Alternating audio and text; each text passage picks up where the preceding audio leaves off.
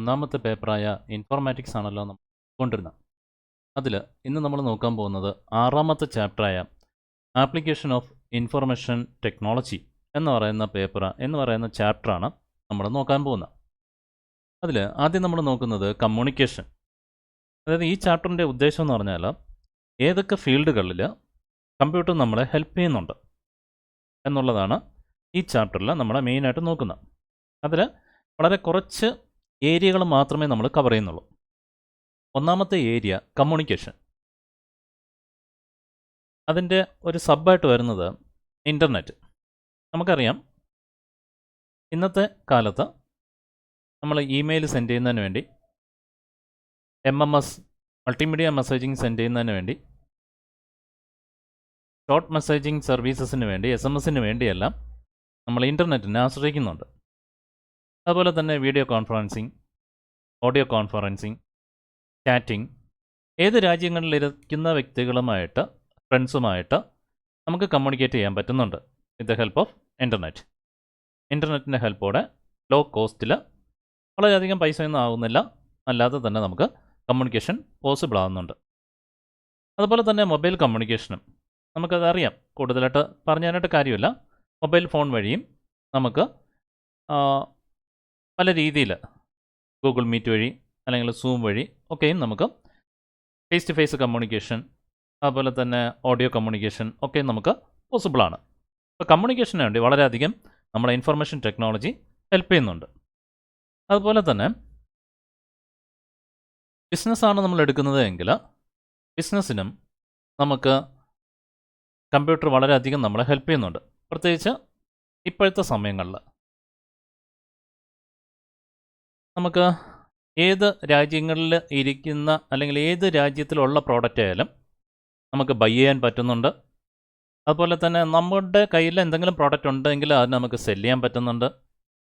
പ്രത്യേകിച്ച് ഇന്നത്തെ കാലഘട്ടത്തിൽ നമുക്ക് മണി ട്രാൻസാക്ഷൻ അത് ഇലക്ട്രോണിക് മീഡിയ യൂസ് ചെയ്ത് നമുക്ക് ചെയ്യാൻ പറ്റുന്നുണ്ട്.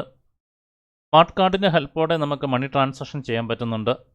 ഇതിനെല്ലാത്തിനും കമ്പ്യൂട്ടേഴ്സ് വളരെയധികം നമ്മളെ ഹെൽപ്പ് ചെയ്യുന്നുണ്ട്.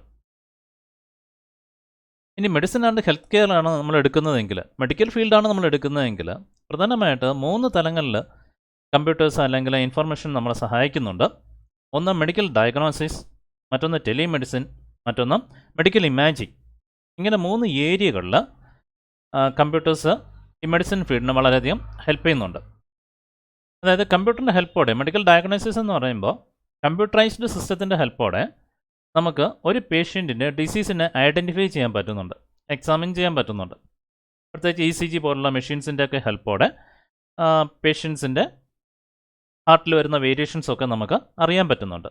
അവിടെ എല്ലാം നമ്മളെ സഹായിക്കുന്നത് കമ്പ്യൂട്ടറൈസ്ഡ് സിസ്റ്റംസാണ് വളരെയധികം നമ്മളെ ഹെൽപ്പ് ചെയ്യുന്നത്. അതുപോലെ തന്നെ ഒരു റിമോട്ട് ലൊക്കേഷനിൽ വേറെ ഏതെങ്കിലും ഒരു സ്ഥലത്തിരിക്കുന്ന ഒരു പേഷ്യൻറ്റിന് വേറെ ഏതെങ്കിലും ഒരു രാജ്യത്തിരിക്കുന്ന ഡോക്ടറുമായിട്ട് കൺസൾട്ട് ചെയ്ത് നമുക്ക് പേഷ്യൻറ്റിന് എക്സാം ചെയ്യാൻ പറ്റുന്നുണ്ട്, അല്ലെങ്കിൽ പേഷ്യൻറ്റിന് ആവശ്യമായിരിക്കുന്ന മെഡിസിൻസ് കൊടുക്കാൻ പറ്റുന്നുണ്ട്. അതായത് ഇപ്പോൾ കേരളത്തിലിരിക്കുന്ന ഒരു പേഷ്യൻറ്റിന് മറ്റേതെങ്കിലും ഒരു രാജ്യത്തിരിക്കുന്ന ഡോക്ടറുമായിട്ട് കൺസൾട്ട് ചെയ്യണമെന്നുണ്ട് എങ്കിൽ ടെലിമെഡിസിൻ്റെ ഹെൽപ്പോടെ നമുക്കത് കൺസൾട്ടിങ് പോസിബിളാണ്. പ്രത്യേകിച്ച് ഇപ്പോഴത്തെ സിറ്റുവേഷനിൽ, നമ്മുടെ കേരളം ഇന്ന് അഭിമുഖീകരിക്കുന്ന സിറ്റുവേഷനിൽ ഗവൺമെൻറ് തന്നെ ടെലിമെഡിസിൻ വളരെയധികം പ്രോത്സാഹിപ്പിക്കുന്നുണ്ട്. നിങ്ങളും പത്രമാധ്യമങ്ങളിലൂടെ അത് വായിക്കാറുണ്ട് അല്ലേ? മറ്റൊന്ന് മെഡിക്കൽ ഇമാജിങ്. മെഡിക്കൽ ഇമാജിങ് എന്ന് പറയുമ്പോഴത്തേക്ക് CT സ്കാൻ, MRI സ്കാൻ ഉൾപ്പെടെയുള്ള സ്കാനിങ് സിസ്റ്റം, അതിൻ്റെ ഹെൽപ്പോടെ നമുക്ക് നമ്മുടെ ഇൻറ്റേർണൽ ഓർഗൻസ് എല്ലാം തന്നെ പ്രോപ്പറായിട്ടാണോ വർക്ക് ചെയ്യുന്നത്, അതിൽ എന്തെങ്കിലും ഫാൾട്ടുകളുണ്ടോ എന്നുള്ളതെല്ലാം നമുക്ക് ഐഡൻറ്റിഫൈ ചെയ്യാൻ പറ്റുന്നത്. വേറെയും ഒത്തിരി ഏരിയകളിൽ കമ്പ്യൂട്ടേഴ്സ് നമ്മളെ ഹെൽപ്പ് ചെയ്യുന്നുണ്ട്, പ്രത്യേകിച്ച് മെഡിക്കൽ ഫീൽഡിൽ. പക്ഷേ ഈ 3 കാര്യങ്ങൾ നമ്മൾ കുറച്ചൊന്ന് മനസ്സിലാക്കുക. ഇനി എൻ്റർടൈൻമെൻ്റ് ആണ് നമ്മൾ എടുക്കുന്നതെങ്കിലോ, അവിടെ നമുക്കറിയാം അല്ലേ, ആദ്യം നമ്മൾ അനിമേഷനാണ് നമ്മൾ നോക്കുന്നത്. അനിമേഷൻ പണ്ടൊക്കെ നിങ്ങൾ ഇഷ്ടംപോലെ അനിമേഷൻ പിക്ചേഴ്സ് നിങ്ങൾ കണ്ടിട്ടുണ്ടാകും. പ്രത്യേകിച്ച് കാർട്ടൂൺ ഫിലിംസൊക്കെ ചെറിയ നാളുകളിൽ കാണുന്നതിന് വളരെയധികം ഇൻട്രസ്റ്റ് നിങ്ങൾക്ക് ഉണ്ടായിരുന്നതാണ്. ഒരുപക്ഷെ ഇപ്പോഴും നിങ്ങൾ കാണുന്നുണ്ടായിരിക്കും. അപ്പോൾ ഈ പറയുന്ന മോഷൻ പിക്ചേഴ്സ് നല്ല രീതിയിൽ നമുക്ക് റെക്കോർഡ് ചെയ്ത് മാനിപ്പുലേറ്റ് ചെയ്ത് ഡിസ്പ്ലേ ചെയ്യുന്നതിനൊക്കെ കമ്പ്യൂട്ടേഴ്സ് നമ്മളെ വളരെയധികം ഹെൽപ്പ് ചെയ്യുന്നുണ്ട്. അതുപോലെ തന്നെ കമ്പ്യൂട്ടർ ഗെയിംസ്, അതിനെപ്പറ്റി ഞാൻ പറയണ്ടല്ലോ അല്ലേ. നിങ്ങൾ നല്ല രീതിയിൽ ഗെയിംസ് കളിക്കുന്ന പേഴ്സൺസാണ് ഒരു 90% എങ്കിലും കുറച്ച് വ്യക്തികൾ അതിലൊന്നും വളരെയധികം ഇൻട്രസ്റ്റ് കാണിക്കാറില്ല. പക്ഷേ ഒരു തരത്തിൽ സയൻറ്റിസ്റ്റ് പറയുന്നതെന്ന് പറഞ്ഞാൽ നമ്മുടെ കോൺസെൻട്രേഷൻ പവർ ഇൻക്രീസ് ചെയ്യുന്നതിന് ഗെയിംസ് ഹെൽപ്പ് ചെയ്യുന്നുണ്ട്. പക്ഷേ അതിന് കൂടുതലായിട്ട് നമ്മൾ അഡിക്റ്റ് ആയി കഴിഞ്ഞാൽ അത് നമുക്ക് വളരെയധികം ദോഷം ചെയ്യുകയും ചെയ്യും. ആ ഒരു കാര്യം കൂടെ നമ്മൾ ഓർമ്മിക്കുക. അതായത് നമ്മൾ വളരെയധികം പഠിച്ചുകൊണ്ടൊക്കെ ഇരിക്കുന്നു, നമുക്കൊന്ന് റിലാക്സ് ചെയ്യണമെന്നുണ്ടെങ്കിൽ കുറച്ച് സമയത്തേക്കൊക്കെ ഈ ഗെയിംസൊക്കെ നമ്മൾ എടുത്ത് ഉപയോഗിക്കുന്നതിൽ തെറ്റില്ല എന്നാണ് ശാസ്ത്രജ്ഞന്മാർ പറയുന്നത്. മറ്റൊരു കമ്പ്യൂട്ടേഴ്സ് വളരെയധികം ഹെൽപ്പ് ചെയ്യുന്ന മറ്റൊരു ഫീൽഡാണ് ഈ ഗവേണൻസ് എന്ന് പറയുന്നത്. പ്രത്യേകിച്ച് അക്ഷയ സെൻറ്ററുകൾ വഴി ഗവൺമെൻറ്റിൻ്റെ സർവീസ് പബ്ലിക് പേഴ്സൺസിന് നമ്മളെപ്പോലുള്ള ആൾക്കാർക്ക് കിട്ടുന്നതിന് വേണ്ടി ഗവൺമെൻറ് ഏർപ്പെടുത്തിയിട്ടുള്ള സിസ്റ്റമാണ് ഈ ഗവേണൻസ്. അതിനുവേണ്ടി നമ്മളെ ഹെൽപ്പ് ചെയ്യുന്ന സെൻറ്ററുകളാണ് അക്ഷയ സെൻറ്ററുകൾ. അതും നിങ്ങൾക്കറിയാം. ഇപ്പോൾ ഏത് സർട്ടിഫിക്കറ്റ് നമുക്ക് വേണമെന്നുണ്ടെങ്കിലും വില്ലേജ് ഓഫീസിൽ നിന്നോ താലൂക്ക് ഓഫീസിൽ നിന്നോ ഗവൺമെൻറ് സർട്ടിഫിക്കറ്റ്സ് നമുക്ക് വേണമെന്നുണ്ടെങ്കിൽ അക്ഷയ സെൻറ്ററുകൾ വഴി നമുക്ക് അപ്ലൈ ചെയ്യാം. നമുക്ക് നമ്മുടെ ലോഗിനിൽ തന്നെ അത് കിട്ടുന്നുണ്ട്. അല്ലെങ്കിൽ അക്ഷയ സെൻറ്ററിൽ പോയിക്കഴിഞ്ഞാൽ നമുക്ക് ആ സർട്ടിഫിക്കറ്റ് പ്രിൻ്റ് എടുക്കാൻ പറ്റുന്നുണ്ട്. അപ്പോൾ അത്തരത്തിലുള്ള ഗവൺമെൻറ് സർവീസസ് പബ്ലിക്കിന് ഏറ്റവും എളുപ്പത്തിൽ കിട്ടുന്നതിന് വേണ്ടി ഉള്ള ഒരു സമ്പ്രദായമാണ് ഈ ഗവേണൻസ് എന്ന് പറയുന്നത്. എഡ്യൂക്കേഷൻ ഫീൽഡാണ് നമ്മൾ എടുക്കുന്നത് എങ്കിൽ കമ്പ്യൂട്ടർ ബേസ്ഡ് ട്രെയിനിങ്ങും അതുപോലെ തന്നെ വെബ് ബേസ്ഡ് ട്രെയിനിങ്ങും ഇന്ന് കോമൺ ആണ്. നമുക്ക് ഓൺലൈനായിട്ട് തന്നെ ക്വിസ് ക്വസ്റ്റ്യൻസ് ഒക്കെ നമുക്ക് കണ്ടക്ട് ചെയ്യാൻ പറ്റുന്നുണ്ട്. അതുപോലെ തന്നെ ഈ ലേണിംഗ് സോഫ്റ്റ്വെയർസ് ഇന്ന് നമുക്ക് അവൈലബിൾ ആണ്. അത് യൂസ് ചെയ്ത് നമുക്ക് പഠിക്കാൻ പറ്റുന്നുണ്ട്. അപ്പോൾ അങ്ങനെ കമ്പ്യൂട്ടർ ബേസ്ഡ് ട്രെയിനിങ് ആണ് ഇന്ന് നമ്മുടെ രാജ്യത്തിൽ, പ്രത്യേകിച്ച് നമ്മുടെ സംസ്ഥാനത്തിൽ, പ്രത്യേകിച്ച് നമ്മുടെ സ്കൂളിലെല്ലാം തന്നെ നമ്മളിപ്പോൾ ഫോളോ ചെയ്തുകൊണ്ട് നിൽക്കുന്നത്. അതുപോലെ തന്നെ ഉള്ള ഒരു എഡ്യൂക്കേഷണൽ ടൂളാണ് വിർച്വൽ ക്ലാസ് റൂംസ് എന്ന് പറയുന്നത്.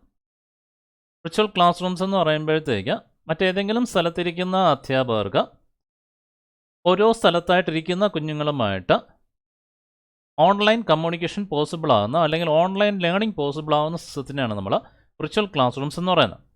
പ്രത്യേകിച്ച് ഗൂഗിൾ മീറ്റ് വഴിയോ അല്ലെങ്കിൽ സൂം ആപ്ലിക്കേഷൻ പോലുള്ള ആപ്ലിക്കേഷൻസ് വഴിയോ നമുക്ക് ഇത് പോസിബിളാണ്. ചില സബ്ജക്ട്സൊക്കെ നിങ്ങൾ മീറ്റ് വഴിയെല്ലാം നമ്മൾ പഠിക്കുന്നുണ്ട്. അപ്പോൾ ആ രീതിയിലുള്ള വിർച്വൽ ക്ലാസ് റൂംസും ഇന്ന് നമുക്ക് പോസിബിളാണ്. ഇതിൻ്റെയൊക്കെ പ്രയോജനം എന്ന് പറഞ്ഞാൽ മറ്റേത് രാജ്യത്തുള്ള കോഴ്സുകൾ പോലും നമുക്ക് നമ്മുടെ വീട്ടിലിരുന്ന് തന്നെ ആ കോഴ്സുകൾ നമുക്ക് പഠിക്കാൻ പറ്റുന്നുണ്ട്. അതിൻ്റെ സർട്ടിഫിക്കറ്റ്സ് നമുക്ക് കരസ്ഥമാക്കാൻ പറ്റുന്നുണ്ട്. അതാണ് ഇതിൻ്റെ ഏറ്റവും വലിയ അഡ്വാൻറ്റേജ് എന്ന് പറയുന്നത്. ഇനി എൻജിനീയറിംഗ് മാനുഫാക്ചറിംഗ് ആണ് നമ്മൾ എടുക്കുന്നത് എങ്കിൽ കമ്പ്യൂട്ടർ എയ്ഡഡ് ഡിസൈൻ, അതുപോലെ തന്നെ കമ്പ്യൂട്ടർ എയ്ഡഡ് മാനുഫാക്ചറിങ്, അതായത് ഓരോ പ്രോഡക്റ്റിനെ നമ്മൾ ഡിസൈൻ ചെയ്യുക, അതിനെ ഡെവലപ്പ് ചെയ്യുക, അതിനെ അസംബിൾ ചെയ്യുക, അതിലെല്ലാത്തിലും കമ്പ്യൂട്ടേഴ്സ് വളരെയധികം നമ്മളെ ഹെൽപ്പ് ചെയ്യുന്നുണ്ട്. അതായത് കമ്പ്യൂട്ടറൈസ്ഡ് മെഷീൻസ് ആയിരിക്കും അവിടെ എല്ലാം നമ്മളെ ഹെൽപ്പ് ചെയ്യുന്നത്. അതുപോലെ തന്നെ കമ്പ്യൂട്ടേഴ്സ് ഇപ്പോൾ വളരെയധികം യൂസ് ചെയ്യുന്ന ഒരു ഫീൽഡാണ് കോൾ സെൻറ്ററുകൾ, അതുപോലെ തന്നെ ഡേറ്റ എൻട്രി ജോബുകൾ. ഇതിലെല്ലാത്തിലും കമ്പ്യൂട്ടേഴ്സ് വളരെയധികം നമ്മളെ ഹെൽപ്പ് ചെയ്യുന്നുണ്ട്.